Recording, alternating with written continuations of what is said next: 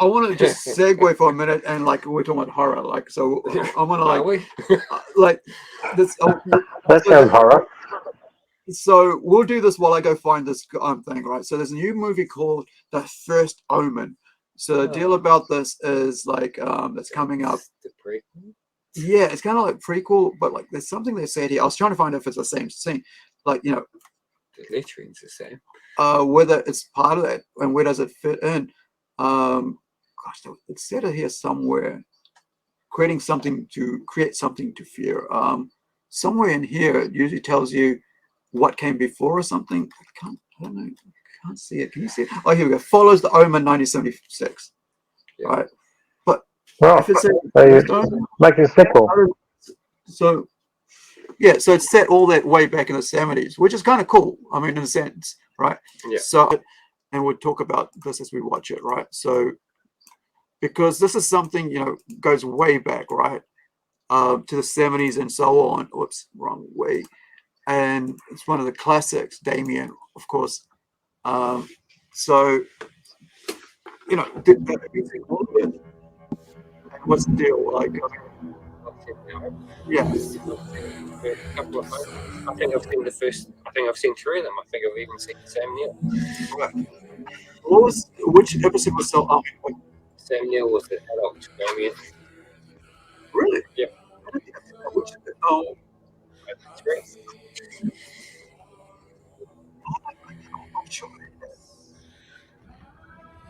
But you look at this one, like this is supposed to be like the prequel, but it's after the, but it's kind of after it, the original. So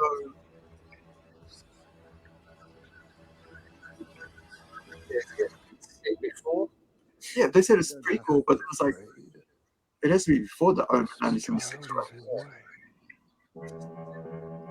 They said it's a prequel. Maybe that's why everything's being shown in reverse.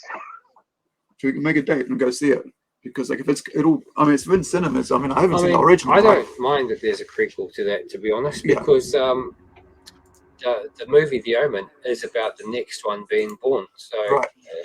It's not messing with the timeline or anything. Right. He tries to kill his child. Right. Not spoiling the end here. He tries to kill his child, but it doesn't quite work. So what I want to I always look at like what else have they done, right? So if you look at this guy here, which kind of like for me personally, I kind of am looking forward to it. Why I would say I'll go see it in the movies, because he's worked on this Legion, which is really good. If you remember Legion, the whole the TV series with Marvel and about I can't remember his name now. Gosh, can you grab me that guy with the long hair? The long hair. Yeah, like right next to the red-head girl. That's the one. This guy.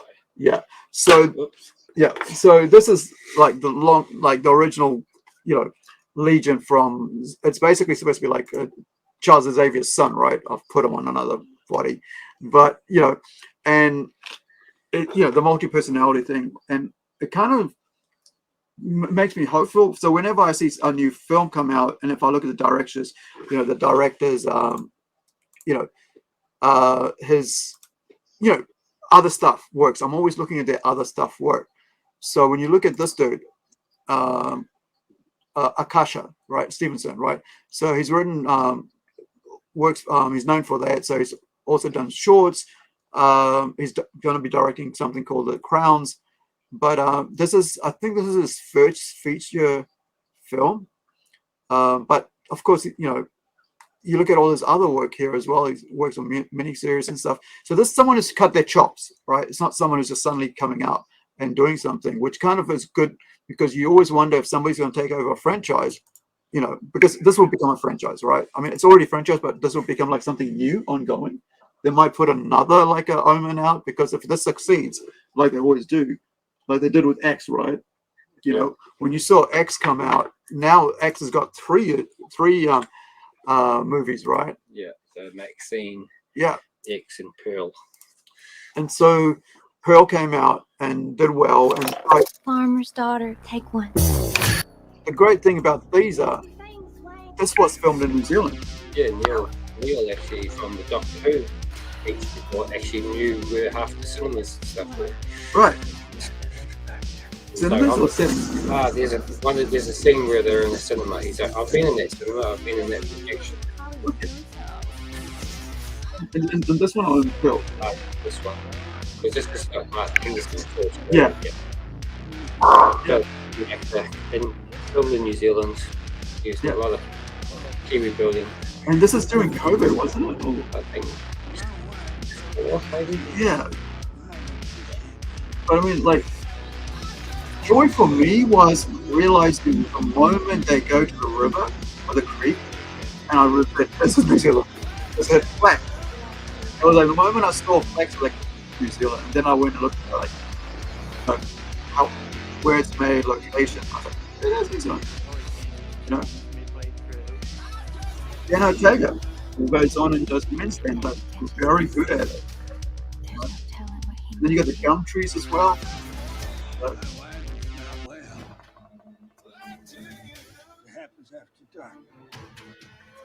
So what horror films have you actually seen this year?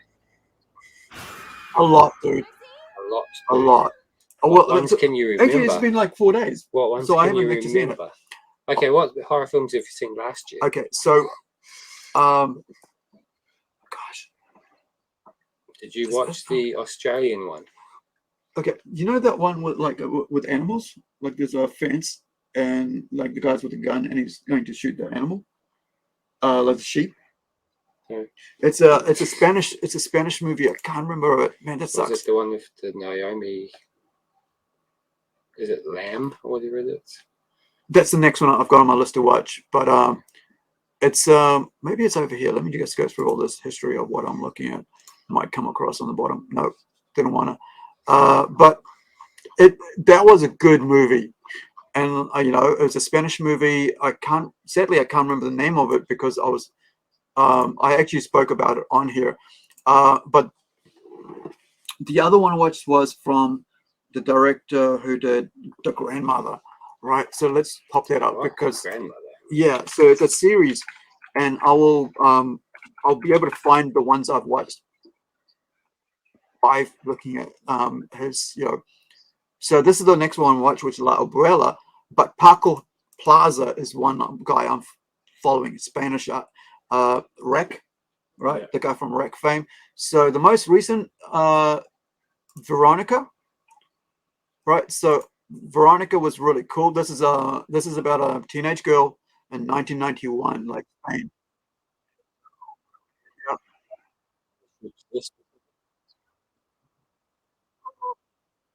Not really. Not really. Have you seen this?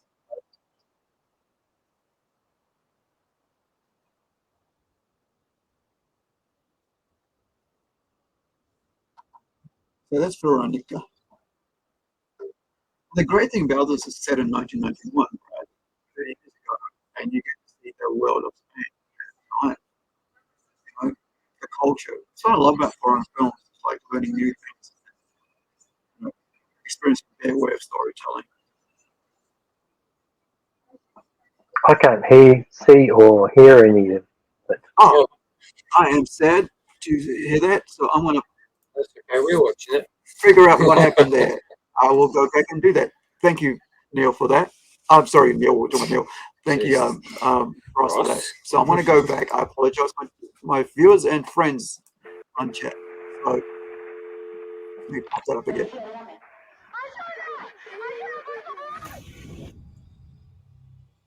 Necesito que te tranquilices y me describas lo que estás viendo.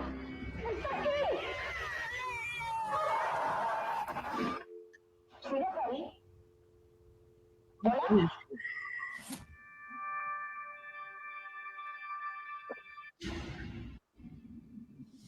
Hey, Rex Dillon, come and pop in, man.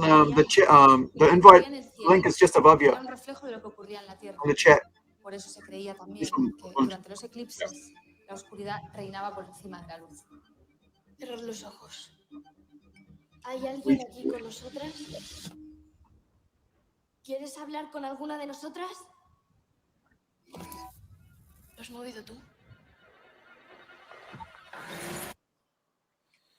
Did you push it?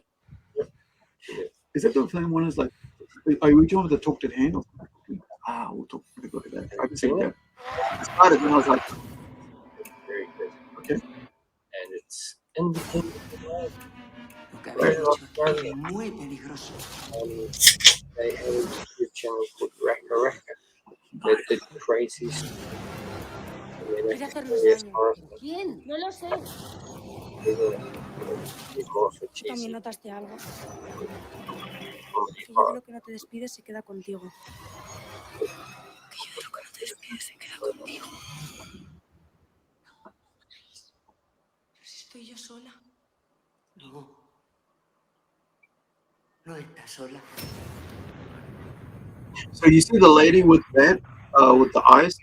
So Paco Plaza, who's an amazing Spanish film director when it comes to horror, has also done. All right, let me bring up his little name. Come here, buddy. Right, so Rec was one of his most famous early on. Rec 2, Rec 3 Genesis, kind of, wasn't as good. So it's gone down from 7, 6, and 5 because, franchises, So the other one is just a death. So this is the one with that lady with the eyes, right? The blind lady. So this is another one. Like I'm saying, if I like a director, I want to find out everything about his, what he's creating. So this was on Netflix. So you can actually watch this on Netflix right now, right? So the deal about this is that there's this ghost that appears and what's going on, and it's kind of like 1940s. I love these stories, kind of like past situations, history. Churches. Yes, it's not like it's Italy, it's like held in such high regard. So. No. Countries with a lot of religion in it. Different don't really have that. No, I mean, like I for those of you guys who don't know, I actually went to a Catholic boarding school when I was like 9 or 10, and unlike most people, I actually had a good time, but also a really bad time, like got corporal punishment time as well. So I, been around nuns and priests. So, so I understand the fact that people, will have a go at the religion, especially Catholicism, in that way because of its history, right? And its abuses. The other, you were just talking about take my hand. What is it called? Talk to Me, I think. Yeah, that's right. So it's Talk to Me. Now, I started watching it and then I stopped because I don't know why, but like I think for me it started slow, and then I thought it is. It's got a build up. There's no.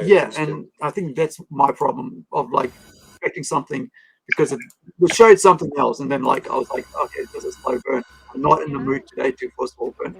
But then some days I will be. Well, it's just that we're talking about independent comics, and these are independent directors from Australia. They had their own YouTube channel making just take movies, and they come out with a really serious horror. It's done really well. So, The other hand's just out there. I think they made this for about 5 or 6 million or something. It's made a lot. We look at the budget because that's the most important thing when it comes to indies for me. It's like if the indies make a film for about 50 million and they make $500 like I'm not Godzilla did. It beats Hollywood hands down. Hollywood is so used to it.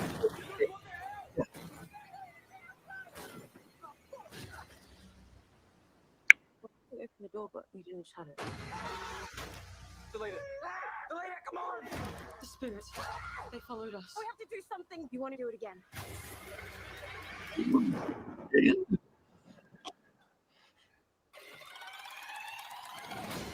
This is their first movie, right? Yeah. They're not gonna stop. They have made hundreds of videos. So I let you they in. don't make, I let you in. they don't make serious. Imagine if you like teenager now. Oh my and this is basically them making like non-serious things and funny and boom. Awesome, man. I'm gonna have to read it.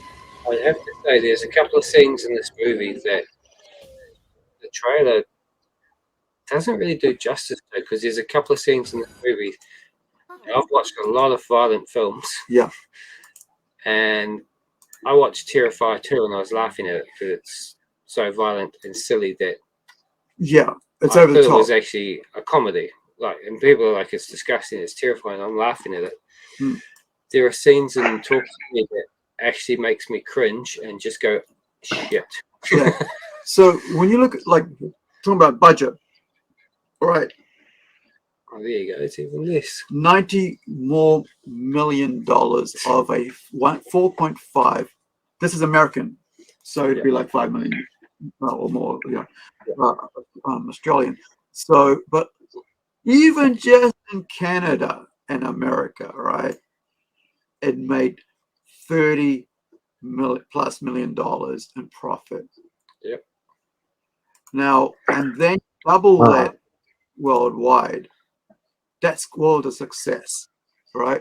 And if I was, if I was these guys, and if I was out there in studios and stuff going, or not Netflix or whoever else, right? If I'm holding a checkbook as a film studio, I'd be going, okay, what do you want next? Well, the other thing that impressed me with this movie is, because it's a horror movie, they didn't really spend any money on, like, I'm not giving anything away here, but there are bugger all special effects in here. Right. Like, CGI is probably virtually non-existent. I know that there's an animatronic, which you can't tell. No, it's actually an animal. Right. So that's very convincingly done. But for a movie that doesn't rely on CGI, doesn't rely on special effects, doesn't have any name actors in it, it's great. I mean, people need to remember that you don't need to have every star in Hollywood in a film, I think, to make a good film. And sometimes it's better. To be honest, it's a benefit to not have big actors in it. Because if you have, I don't know, so if Christoph Waltz, imagine having Christoph Waltz in a film. If he's not playing some sort of slimy bad guy, it's probably not right, because people do get typecast. When you've got a set of unknown people in there, you get the benefit of not having any prejudgment on the actors. You don't know which character is going to die. You don't know which character is going to be the main one. You don't know who's expendable. It makes it a bit more interesting. Right. And the big names are ready to get someone to get people to watch it. Hey, that's the bottom line. It's just they pay the money to get the people to watch it, to bring in the money. Yeah, but if you want The Rock in it, you got to pay him $20 million straight up, and there's your budget freaking gone. And then he's not going to die in the first 5 minutes. Yeah. So there's not much. And that's it. And I think because horror movies are kind of like independent comics. Horror movies have always gotten away with being creative, being crazy, doing different things. In fact, they're usually rewarded for it. Yeah. I mean, you do get the franchises, but even then, people are like, I'm sick of Jason. I'm sick of Freddy. Yeah. I'll watch it anyway just because I have. But they get rewarded for making crazy new films. No one would have thought, well, Sam Raimi made Evil Dead for, I think, $400,000, and most of that was on camera, film and processing and stuff. Like the actors and the set was basically nothing. Yeah. But when it came out, nowadays it's been copied so much. But when it came out, the camera work and the crazy acting and all the over-the-top stuff was just bonkers. I think that... And he got rewarded for it. He was like, this is so different. People love it. It's great. And that was one of the cheapest films of that year. but the success of that, it's just like bad taste, you know. It's like it's all that other stuff. Like, I mean, you know, I wonder when the studio started throwing millions at you know, these creatives that were like, suddenly your daddy gives you like $100 for Christmas. Yeah. And it's like, oh, let's go spend on the big price, right? So you go and buy the biggest toy rather than thinking, you know what? With this $100, I can buy 10 different toys for $10 each, and I'll have more. So instead of having more, which the indie horror scene's doing, it's like, oh, I got 4.5 million. Let's do more with that. Let's go and find the best way. Let's buy the cheapest. You know, let's go to op shop and get costumes, right? Let's go get secondhand stuff to create our or what can we make ourselves, right? Let's get some handyman to come and think, rather than paying like a big prop makers to come and do that. It got away from them, and this is why we see $300 million movies, $400 million movies, and they all die because people don't see the value in the story, because all they see is like how much more CGI, how much more flash. You know, the best thing I liked about Aquaman, right? For me, like I just saw it because, you know, we were with the kids last night, was there was a scene. There was a scene, right? Because he's got particularly different rights. There was one scene that I found really interesting, was when they were in this forest, right? At Deep's underwater forest. No, not even that. The actual on that island, Deep's End or something like that, and you know, with all that stuff's going up, and so Is that this was the first or the second one. Second one. Yeah, I'm not watching the second one. So The first one sucked. So I just felt like, you know, that little bit like popped out to me more, because I'm into you know, plants and, you know, so on. I've got like vegetables growing out there and all this, and flowers on my balcony, and so I'm into that, looking after that. So it meant more to me, that little bit, than all the, you know, all the amazing technical stuff was going on visually. But those plants just in that little like 5 minutes or 4 minutes, like for me visually, was more what's it called, lifting, and you know, rewarding, was more rewarding than all the fight scenes and everything else. But there was another amazing thing about that, was that the brotherhood story, you know, that really mattered, because I had my brother-in-law sitting here, right, and his son next to him, my nephew, and then my other nephew from Aussie was visiting us, and then my brother there next to him. So there was 3 males with 2 other young kids, all 3 of us watching a movie about brotherhood. And it felt like at the end, the way they tied it up was very emotional. And I think for me, that mattered more than the entire friggin' movie with all the fighting, because now it was about people. You know, it wasn't about splash. And I think that's what, you know, these movies made by these Aussies and like these horror movies are more interesting by independent creators, because talking about people. Something that I heard Vincent D'Onofrio talk about, and you know, like there was an interview done that I saw today. I was half asleep, but I saw this interview. They're talking about some thing, and he said, "So, what did you, as an actor, you know, feel like you brought to the thing?" It's like that I read the script and I decided to bring emotion to it. You know, he said, the script didn't have any friggin' emotion. He said, I wanted to bring bring emotion to the father-daughter scene. I wanted to bring like, you know, like their relationship to it. So these guys here writing these scripts, there's no emotion, no relationship, no humanity to it, because all they think about is fighting, CGI, splash, all that. Like even when I'm writing, right, like I'm always thinking like, how the hell I bring emotion to it, right, to these stories, bring connection to human connection that my reader or even I can connect with. Right? And I find all these $300 million movies, all they're doing is just splash, you know, CGI, you know, and that's why I found like when I watched Aquaman 2, even though a movie I didn't want to watch, but the fact that we were going to, you know, my brother has decided, let's take the kids out to the movies, and he said, yeah, no doubt, let's go. No query about it, because then to come back and go, it was cool to watch it being about brothers, and it was really cool because it just showed the humanity of it all. You know, nothing else mattered for the 90% of it. Just this little bit here mattered more because it had human connection. CGI human. No, that wasn't. It was just two people talking. I'm sorry, you can't sell me on it. Yeah, it was just Orm and it's Aquaman talking. I'm old and Arthur talking. opinionated. But You're not selling me.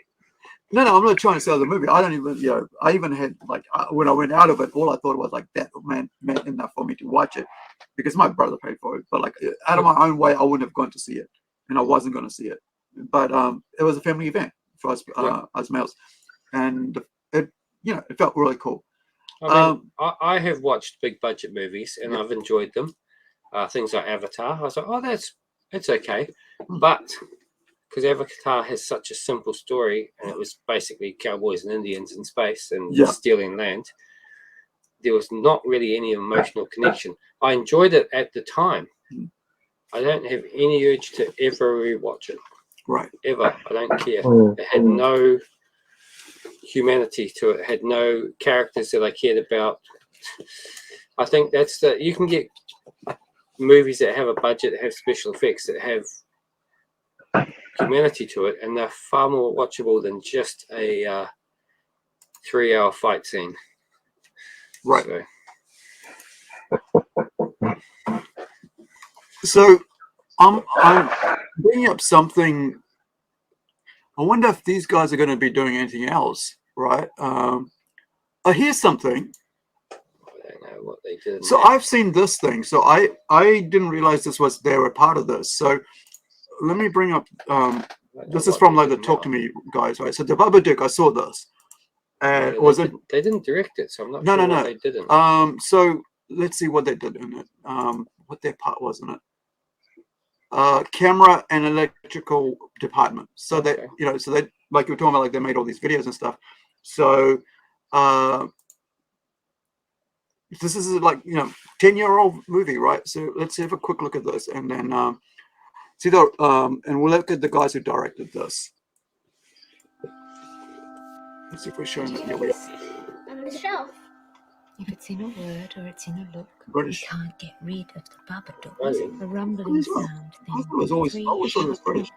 Yeah, you're Australian. Babadook. That's when you'll know he's around. You'll see him if you look. Nothing bad's gonna happen, Sam. Did you think that about my dad before he died? You see things as they are, that one. I promised to protect you if you promised to protect me. Oh my God. Did he hurt anyone? The boy has significant behavioral problems. This monster thing has got to stop, all right? It's just a book. It can't hurt you.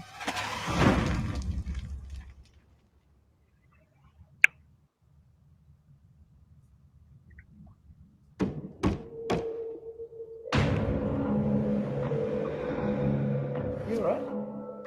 Yeah, no, I'm fine. You don't have to be fine, Just a bit stressed at the moment. All children see monsters. Not like this. I want to report someone stalking me and my child.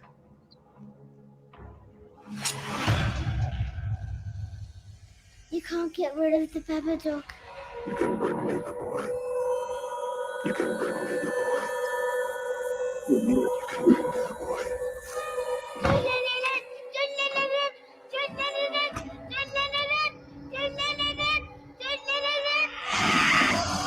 What do you want? You're trespassing in my house! I'm sick, Sam. I need help.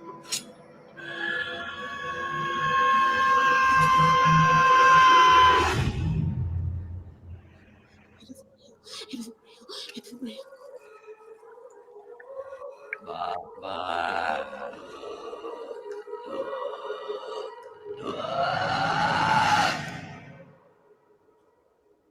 Yeah, I don't know what it was like. I always thought like it was like Aussie. I mean, not sorry, UK.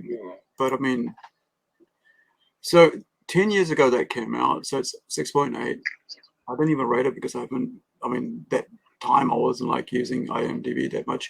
So if you look at the budget on this again, right? So it was made for $2 million and made $10 million worldwide. Yep. right? So it's a profit of say 6 million because 2 million, you know, promotional stuff, $1 million, whatever. But they still made profit. Yep. You know, and I think it's still popular, which is the other thing. yeah. I mean, slow burn, whatever, but I mean, it paid off in the end. I mean, it did what I wanted. But I want to show you a movie that I went to watch actually at cinemas with Mike, who's one of our friends, who's actually a horror writer. And this is Smile. And the reason I'm bringing this one up, I actually saw a horror movie. The movies, I mean, like the movies recently, right? So this is going to have yeah, it did well. So of course it's going to like have a sequel. So there's a sequel planned for this. But this was an interesting. My name is Dr. Rose Cotter. What do you want from me? Why is it that everybody else who's seen it is dead and you're alive? I've Very seen it original. too. That's the thing about it. This one's very original. You have it. Get away from me! Get away from me!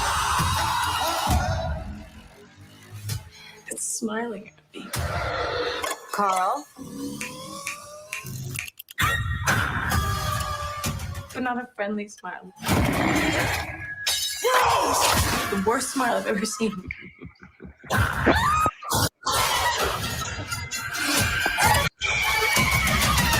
am not gonna keep running.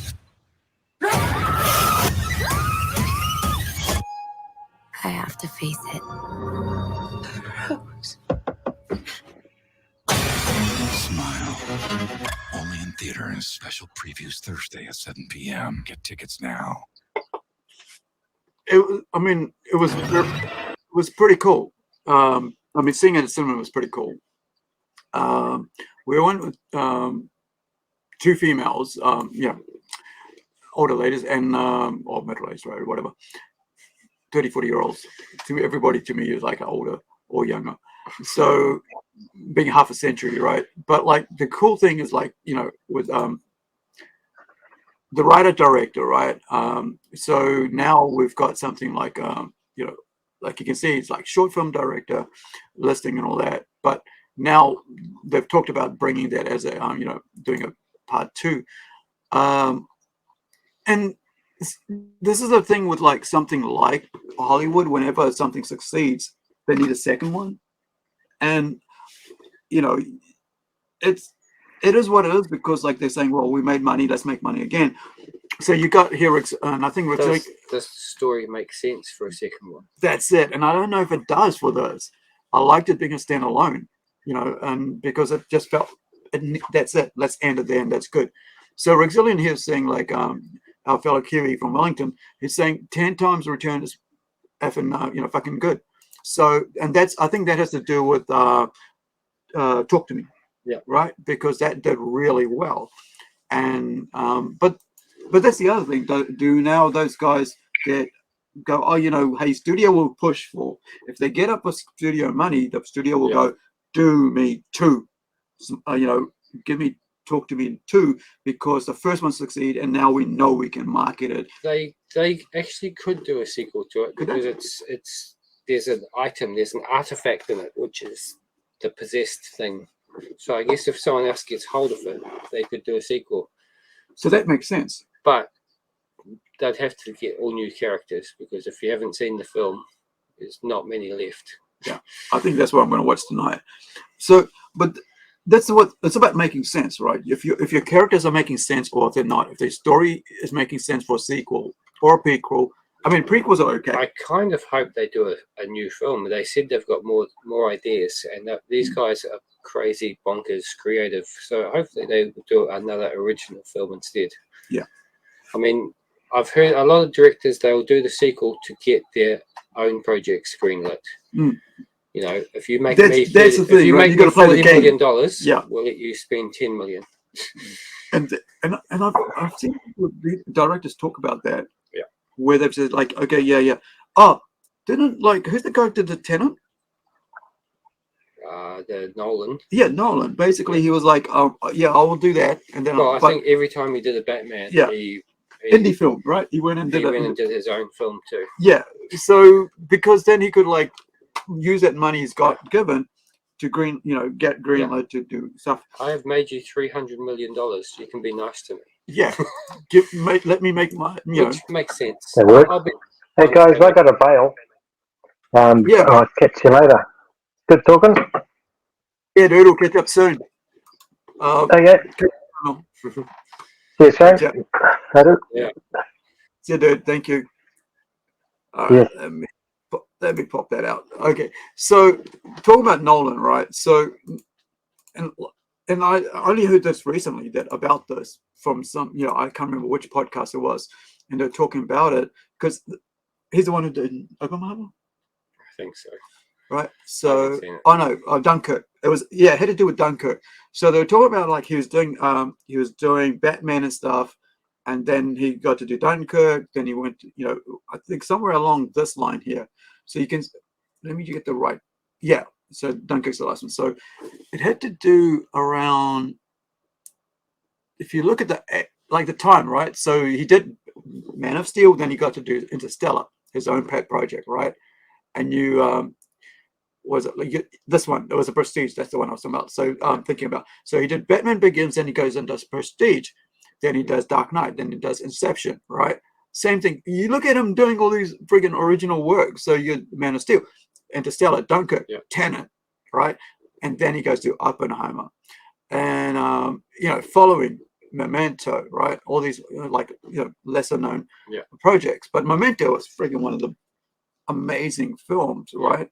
I mean, really, 8.4, and I'm giving it a 10 because, I mean, with Guy Pearce, an Aussie, and of course you see Carrie-Anne Moss for the first time.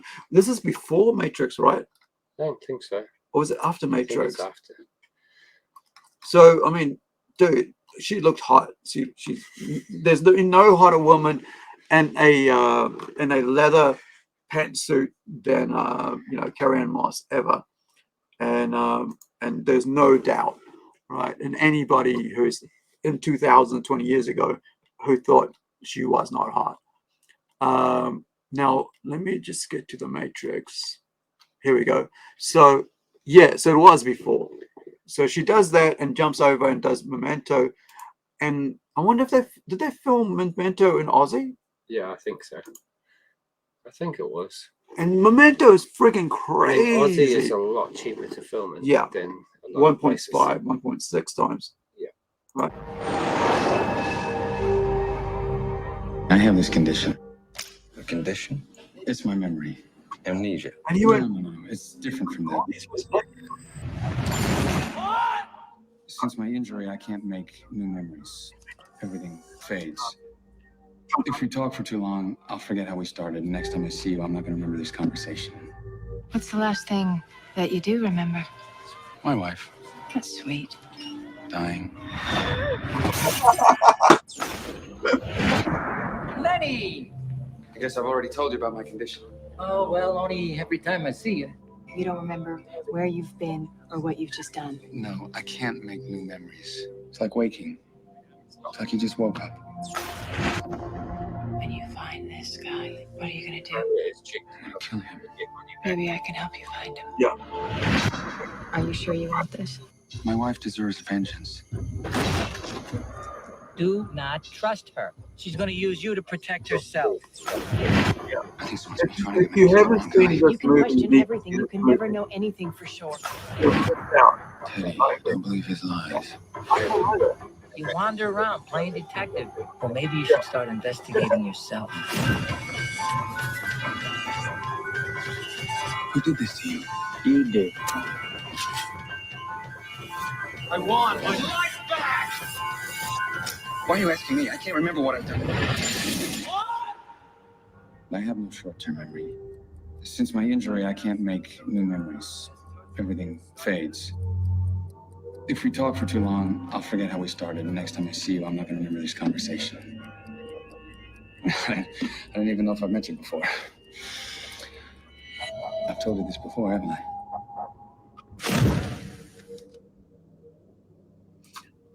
So, did they get from an Aussie? Right, so let's go down and have a look at filming locations. The United States, Burbank. Okay, so California. yeah, and I mean this is like 8.4, man. That's like hot, like high up there. And I don't know when I rated it, but I don't know. I don't remember when I watched it, but it's one of I don't normally give a 10. You don't remember watching Memento? Yeah, it's been a while. Like, I'm serious. I've watched so many movies. I know, but a movie about memory. Yeah, I don't have memory record. Yeah, too many head injuries myself. So just like that's what I was thinking. Like when he was saying, I can't remember shit, and I'm like, yeah, I mentioned the amount of stuff I've forgotten, and the crazy stuff of it.